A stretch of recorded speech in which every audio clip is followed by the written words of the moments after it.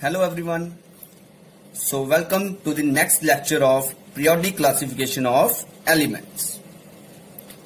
आज हम डिस्कस करेंगे मॉडर्न पीरियोडिक टेबल और मॉडर्न पीरियोडिक टेबल को इंट्रोड्यूस करने के बाद कौन कौन सी इनकंसिस्टेंसीज थी जो मेंडलीव के टेबल में प्रेजेंट थी वो रिमूव हुई और मेंडलीव का टेबल इंप्रूव हुआ।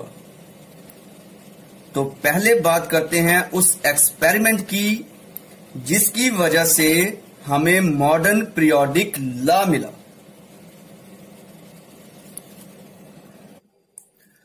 तो स्टूडेंट्स 1913 में H.G. मोस्ले जी ने बेसिकली एक एक्सपेरिमेंट किया विद एक्सरेज।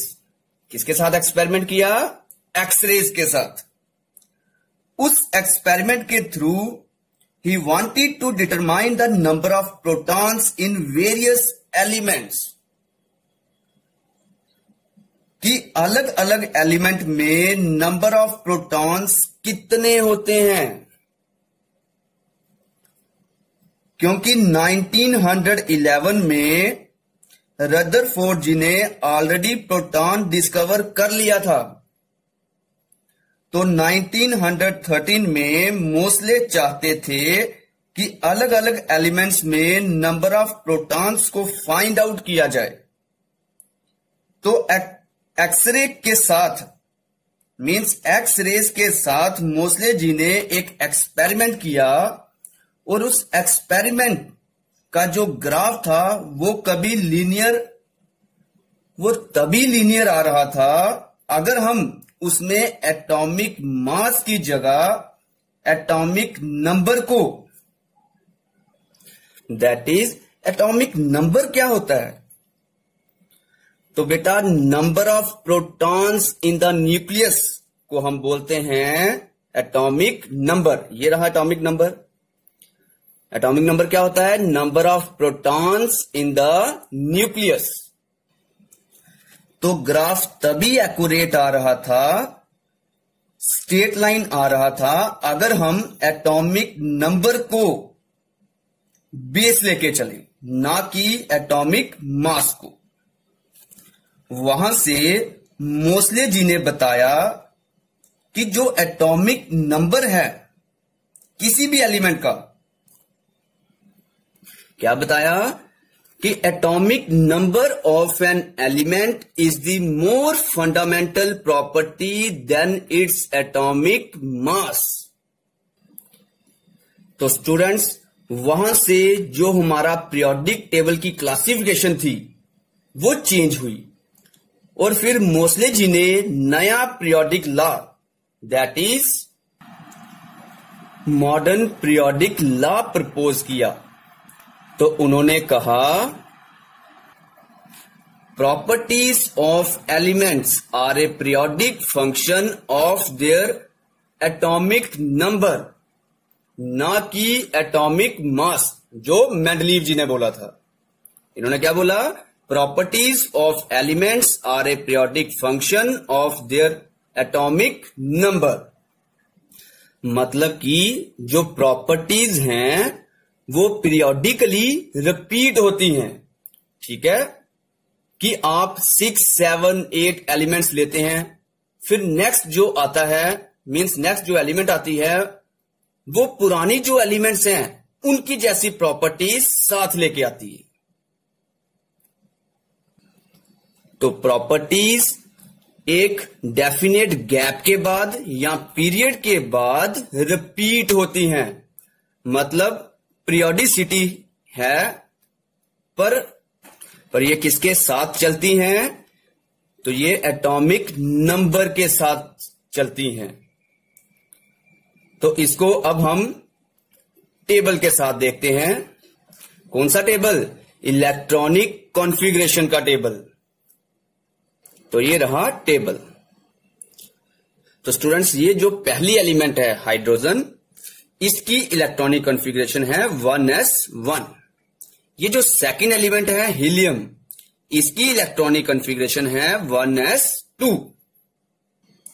तो स्टूडेंट्स मैं आपको बता दूं कि ये जो 1s है इसमें मैक्सिमम 2 इलेक्ट्रॉन्स ही आ सकते हैं, इसलिए इसमें 1s1 आया, और इसमें एक इलेक्ट्रॉन ज्यादा है तो इसमें 1s2 आया, क्योंकि 1s शेल में 2 इलेक्ट्रॉन से ज्यादा नहीं आ सकते।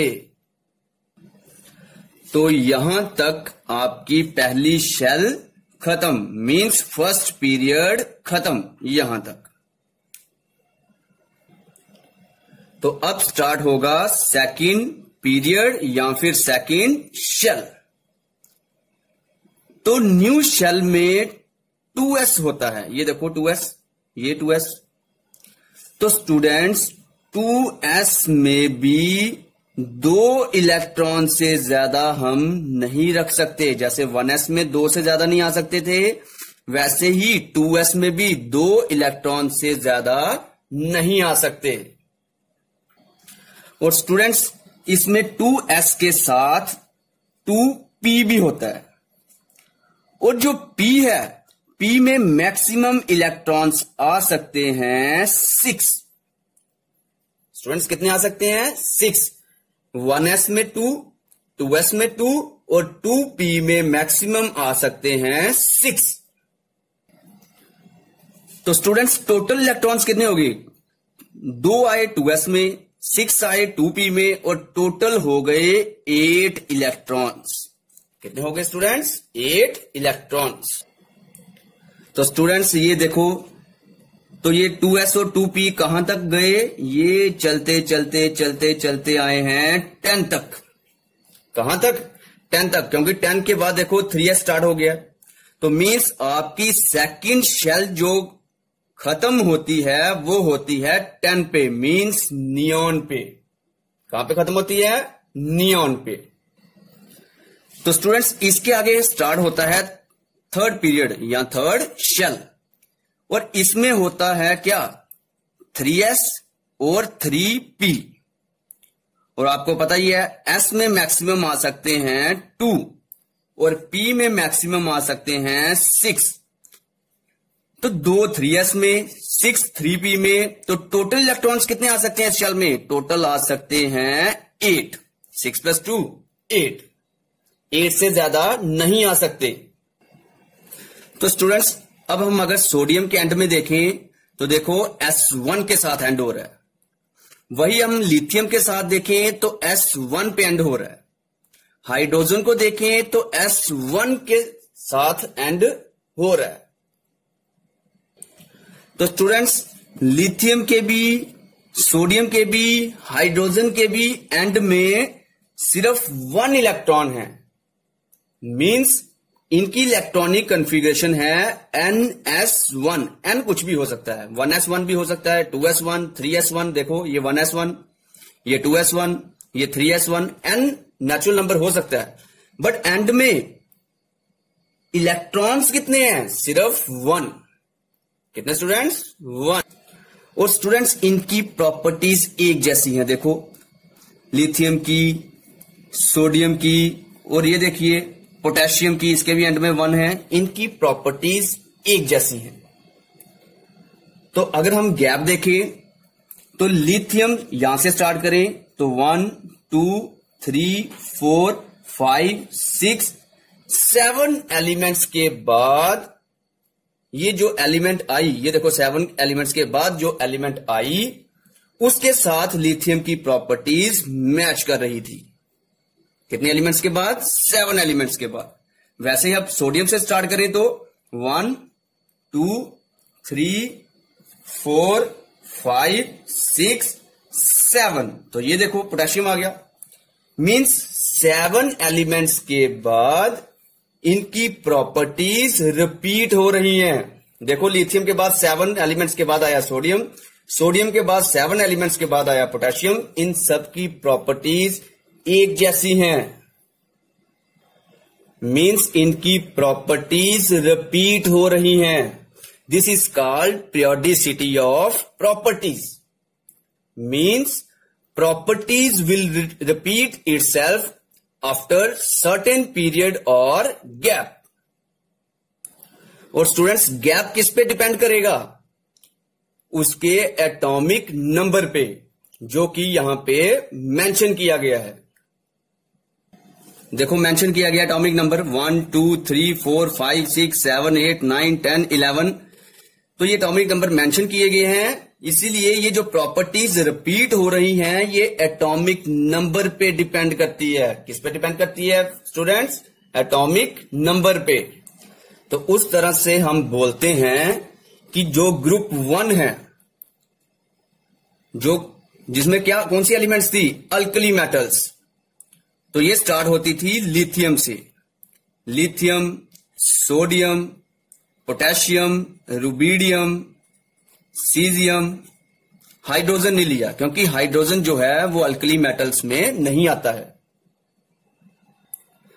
तो students they all have S1 in their electronic configuration. जैसे लिथियम की क्या थी? 2s1, सोडियम की क्या थी? 3s1, पोटेशियम की क्या थी? 4s1, वैसे ही 5s1, 6s1। तो स्टूडेंट्स इनकी इलेक्ट्रॉनिक कॉन्फ़िगरेशन जनरली हम बोल सकते हैं NS1। कौन सी electronic configuration? Outer electronic configuration. तो जब हम पीरियोडिक टेबल देखेंगे तो उससे ये ज्यादा क्लियर होगा। तो स्टूडेंट्स देखो, तो स्टूडेंट्स ये देखिए टेबल, ये मैंने थोड़ा टेढ़ा करके रखा हुआ है। तो स्टूडेंट्स ये देखो, ये जो ग्रुप 1 है इन सभी की electronic configuration, outer electronic configuration बनेगी NS1। इन सभी की बेरिलियम मैग्नीशियम वाले ग्रुप की बनेगी NS2। तो स्टूडेंट्स वैसे ही इसकी बनेगी NP1, NP2, NP3, NP4, NP5, NP6 और आपको पता ही है P में 6 से ज्यादा नहीं आते थे। Atomic number of an element is more important than its relative atomic mass। तो इसको समझाने के लिए हमें 3 सैंपल दिए गए हैं। कौन कौन से? Sodium, iron and gold. अगर हम इन तीनों को ऐड करें वाटर में, किसमें स्टूडेंट्स? वाटर में। किसमें ऐड करना है स्टूडेंट्स? वाटर में। तो स्टूडेंट्स सोडियम को वाटर में डालते ही क्या होगा? इट स्टार्ट्स बर्निंग, क्योंकि सोडियम वाटर के साथ बड़ी एक्सोथर्मिक रिएक्शन करता है। इमीडिएट आप स्मोक देख सकते हैं और it catches fire. Iron water के साथ उतना जल्दी रिएक्ट नहीं करता, बट इवेंचुअली बड़े दिनों तक रखोगे तो इट गेट्स करोडेड।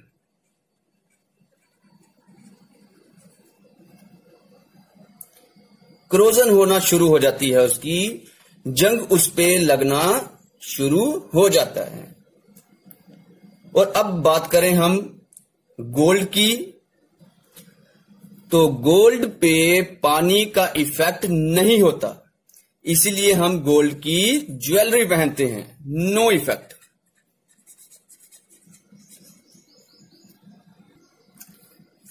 तो अगर इन तीनों की प्रॉपर्टीज में ये जो इतना डिफरेंस आ रहा है,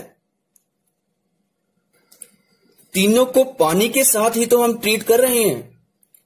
अगर तीनों को अलग अलग तरीके से, मींस अगर ये तीनों अलग अलग तरीके से बिहेव कर रहे हैं, इसका मतलब है उनके मास की वजह से ये फर्क नहीं पड़ेगा कि कोई चीज हैवी है या कोई चीज लाइट।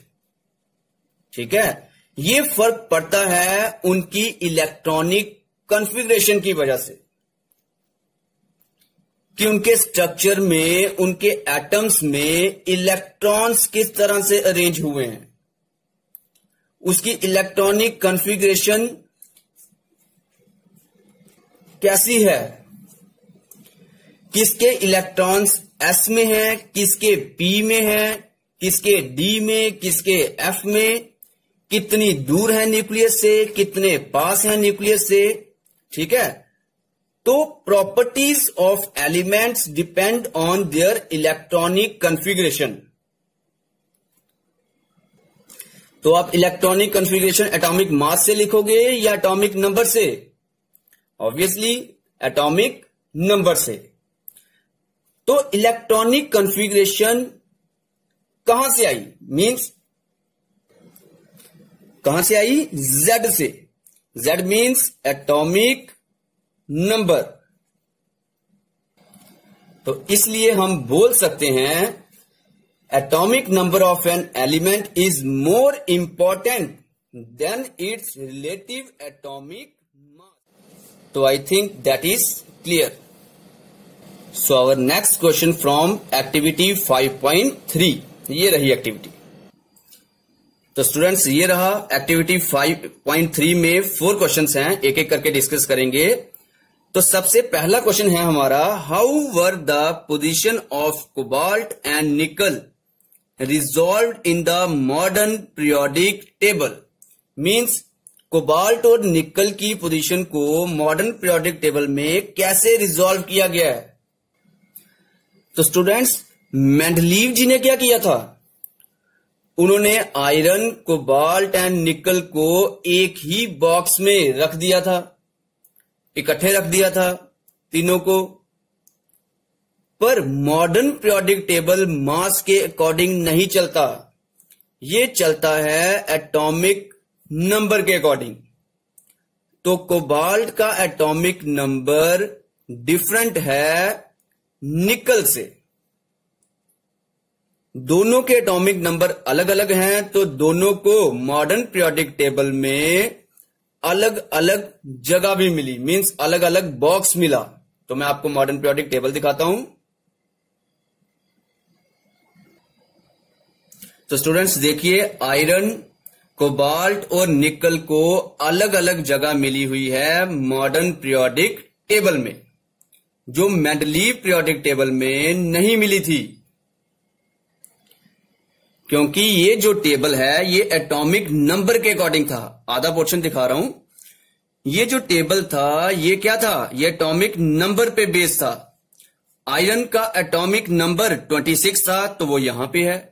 उसके बाद कोबाल्ट का 27 था, तो वो यहां पे है। निकल का 28 था, तो वो यहां पे है।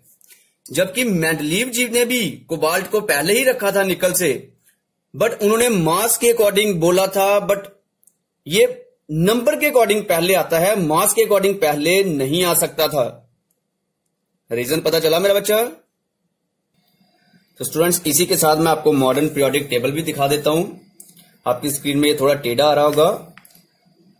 तो स्टूडेंट्स ये टेबल ये रहा हाइड्रोजन, और ये इसके बाद रहा हीलियम, ये लिथियम, ये beryllium, boron, carbon, nitrogen, oxygen, fluorine, neon. तो स्टूडेंट्स ये आपका फर्स्ट पीरियड है। ये जो हॉरिजेंटल रोज है ना, हॉरिजेंटल रोज, इन्हें हम बोलते हैं पीरियड्स। तो ये फर्स्ट पीरियड, ये second, third, fourth, fifth, sixth and seventh. तो मॉडर्न पीरियोडिक टेबल में 7 पीरियड्स हैं, लिखे हुए हैं 1 2 3 4 5 6 7। और ग्रुप हम वर्टिकल वाले कॉलम्स को बोलते हैं। ये vertical column first, second, third, fourth, ये ऐसे कर करके पूरे 18 तक आपको ग्रुप दिए गए हैं। मींस मॉडर्न पीरियोडिक टेबल में 18 ग्रुप्स हैं एंड 7 पीरियड्स। अब आप सोच रहे होंगे कि हाइड्रोजन के बाद हीलियम इतनी दूर क्यों रखा? आप सोच रहे होंगे कि पहले पीरियड में सिर्फ 2 ही एलिमेंट्स क्यों रखी? तो स्टूडेंट्स पहला पीरियड स्टार्ट होता है 1s से, बताया था ना, किससे? 1s से। और 1s में मैक्सिमम 2 ही इलेक्ट्रॉन आ सकते थे। जैसे हाइड्रोजन की इलेक्ट्रॉनिक कॉन्फ़िगरेशन थी 1s1 और हीलियम की थी 1s2, इसमें 2 थे, इसमें 1, और 2 से ज्यादा तो आ ही नहीं सकते थे, इसलिए इसको रखा गया 1 पे और इसको रखा गया 2 पे। और s ने हमें बताना था कि वो कौन से पीरियड में है, और रखना भी इनको किस में है, फर्स्ट पीरियड में, इसलिए इसको रखा गया 1 इधर और हीलियम को रखा गया इधर। और जब 1s की फिलिंग पूरी हो जाएगी तो बारी आएगी किसकी, 2s की। और 2s में कितने आ सकते थे, 2s में भी कितने आ सकते थे, 2। और 2s का मतलब था सेकंड पीरियड, मींस वो कहां से स्टार्ट होगा, फिर लिथियम से। कहां से स्टार्ट होगा, लिथियम से। तो स्टूडेंट्स लिथियम स्टार्ट होता है 2s से, सोडियम 3s से, पोटेशियम 4, ये 5, ये 6, ऐसे करके ये चलते जाते हैं। नंबर ऑफ शेल्स जैसे जैसे इंक्रीज होती हैं वैसे वैसे पीरियड भी इंक्रीज होता है। जैसे इधर 1s था तो ये फर्स्ट पीरियड में था, इधर 2s आया तो सेकंड पीरियड हो गया, ये 3s आया तो थर्ड पीरियड, वैसे ही 4th, 5th, 6th, 7th period. तो अब पता चला। तो students first, second, third, fourth period में आयरन, कोबाल्ट, निकल, कॉपर और जिंक भी प्रेजेंट थे। तो क्या बोलेंगे हम, कोबाल्ट और निकल की पोजीशन को कैसे रिजॉल्व किया गया, उन दोनों के एटॉमिक नंबर डिफरेंट थे, जिसकी वजह से उन्हें अलग अलग बॉक्स मिला। होप अब आपको क्लियर हो गया होगा। तो अब चलते हैं हम अपने नेक्स्ट क्वेश्चन की तरफ। तो स्टूडेंट्स हमारा नेक्स्ट क्वेश्चन था, how were the positions of isotopes of various elements decided in the modern periodic table. कि जो आइसोटोप्स की पोजीशन थी वो कैसे डिसाइड हुई मॉडर्न पीरियोडिक टेबल में, जो मेंडलीव पीरियोडिक टेबल में डिफाइन नहीं हुई थी। तो देखें, तो स्टूडेंट्स देखिए, जैसे आइसोटोप्स की बात करते हैं तो हम हाइड्रोजन को ही ले लेते हैं। Hydrogen 1,1, hydrogen 1,2, hydrogen 1,3। तो इसका नाम था प्रोटियम, ड्यूटेरियम और ट्राइटियम। यही एग्जाम्पल मैंने मेंडलीव में भी ली थी कि जो मेंडलीव जी एक्सप्लेन नहीं कर पाए थे। अब ध्यान से देखिए, ये जो प्रोटियम है एटॉमिक नंबर है इसका 1, ड्यूटेरियम है इसका एटॉमिक नंबर है 1, ये जो ट्राइटियम है इसका एटॉमिक नंबर है 1। मास अलग अलग है, मास इसका 1, इसका 2, इसका 3 है, बट जो मॉडर्न पीरियोडिक टेबल है उसका बेस क्या है, वो किसके अकॉर्डिंग अरेंज हुआ है, वो हुआ है अकॉर्डिंग टू एटॉमिक नंबर। और इन सभी के एटॉमिक नंबर है 1 सेम, तो इनको एक ही बॉक्स में रखा जाना चाहिए क्योंकि एटॉमिक नंबर इनका सेम है। अगर हम मास के अकॉर्डिंग अरेंज करते जैसे मेंडलीव में किया था तो इनको अलग अलग बॉक्स चाहिए था, बट अगर हम एटॉमिक नंबर की बात करें तो इन तीनों का क्या है 1, इसीलिए हाइड्रोजन के जो भी आइसोटोप्स हैं वो एक ही बॉक्स में रहेंगे क्योंकि इनका एटॉमिक नंबर तो 1 ही है। चला पता, इसीलिए ये पोजीशन किसकी, आइसोटोप्स की पोजीशन जो है वो क्लियर हो गई मॉडर्न पीरियोडिक टेबल में। किसी की भी एग्जांपल ले लो, कोई भी आइसोटोप होगा उसका एटॉमिक नंबर सेम होता है, डिफरेंस आता है एटॉमिक मास में। और हम मास के अकॉर्डिंग तो अरेंज ही नहीं कर रहे क्योंकि उन्होंने अरेंज किया था एटॉमिक नंबर के अकॉर्डिंग। किसके according, atomic, according to atomic number. तो अब हम चलते हैं अपने थर्ड क्वेश्चन की तरफ। तो स्टूडेंट्स हमारा थर्ड क्वेश्चन है, is it possible to have an element with atomic number 1.5 placed between hydrogen and helium. Means अगर किसी एलिमेंट का एटॉमिक नंबर 1.5 हुआ तो क्या वो हाइड्रोजन और हीलियम के बीच में आएगा? स्टूडेंट्स, पहले मैं आपको ये बता दूं, ये जो एक्टिविटी है ये आपके बुक की एक्टिविटी है, ठीक है। अब हम क्वेश्चन को डिस्कस करते हैं। बात हुई है एटॉमिक नंबर की कि अगर उसका 1.5 हुआ तो स्टूडेंट्स देखिए, अगर एटॉमिक नंबर मींस Z 1.5 हुआ तो उसमें प्रोटॉन्स हुए 1.5, इलेक्ट्रॉन्स हुए 1.5। तो स्टूडेंट्स, क्या कभी प्रोटॉन और इलेक्ट्रॉन, आपने 9th में भी पढ़ा, क्या फ्रैक्शन में मींस या डेसिमल में हो सकते हैं? कभी नहीं। उनकी एक प्रॉपर वैल्यू होती है, जैसे वो प्रॉपर इंटीजर्स हो सकते हैं, 1 हो सकता है, 2 हो सकता है, 3 हो सकता है, बट वो फ्रैक्शन में या डेसिमल्स में नहीं होते। तो जो हमारा क्वेश्चन था कि अगर किसी का एटॉमिक नंबर 1.5 हुआ तो क्या वो हाइड्रोजन और हीलियम के बीच में आएगा? तो बेटा इसका आंसर है कि ऐसा तो हो ही नहीं सकता, पॉसिबल ही नहीं है। मींस एटॉमिक नंबर 1.5 कभी हो ही नहीं सकता।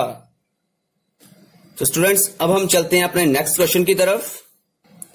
तो स्टूडेंट्स, ये रहा question, where do you think should hydrogen be placed in the modern periodic table?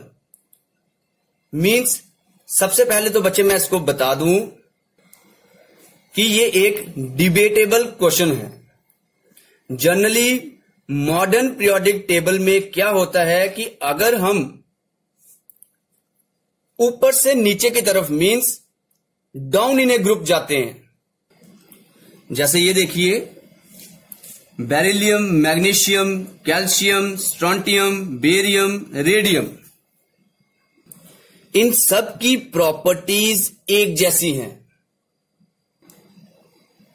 तो जैसे boron, aluminium, gallium, indium, thallium, इन सब की प्रॉपर्टीज भी एक जैसी हैं।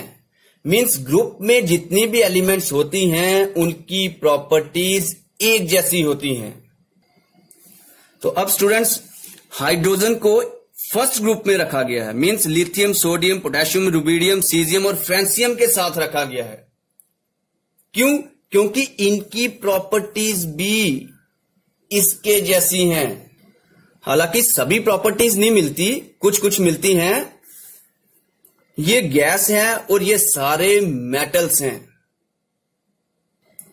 वैसे ही हाइड्रोजन की प्रॉपर्टीज इस 17th ग्रुप हैलोजन ग्रुप के साथ भी मिलती है, मींस फ्लोरीन, क्लोरीन, ब्रोमीन के साथ भी मिलती हैं। बट हम मॉडर्न पीरियोडिक टेबल में एटॉमिक नंबर के अकॉर्डिंग चलते हैं, तो शुरुआत फर्स्ट ग्रुप से ही होगी। तो इसीलिए इसको फर्स्ट ग्रुप में ही रखा गया, क्योंकि इसका एटॉमिक नंबर 1 था। बट इसकी प्रॉपर्टी 17th के साथ भी मिलती थी, इसीलिए हम बोल सकते हैं कि इसकी पोजीशन अभी भी डिबेटेबल है। ये अल्कली मेटल्स ग्रुप 1 और हैलोजन्स ग्रुप 17 दोनों के साथ इसकी प्रॉपर्टीज मैच करती है, ठीक है। तो next is position of elements in modern periodic table, जो हम अपने नेक्स्ट वीडियो में पढ़ेंगे। होप आज वाला टॉपिक आपको अच्छी तरह से समझ आया होगा। तो स्टूडेंट्स, अगर आपको किसी भी टाइप की कोई प्रॉब्लम आती है तो इस वीडियो में ही मेरी आईडी मेंशन हुई है, आप मुझे मेल कर सकते हो। और बेटा, अगर आपको मेरी वीडियो अच्छी लग रही है तो मेरा चैनल सब्सक्राइब करना मत भूलना। Thank you.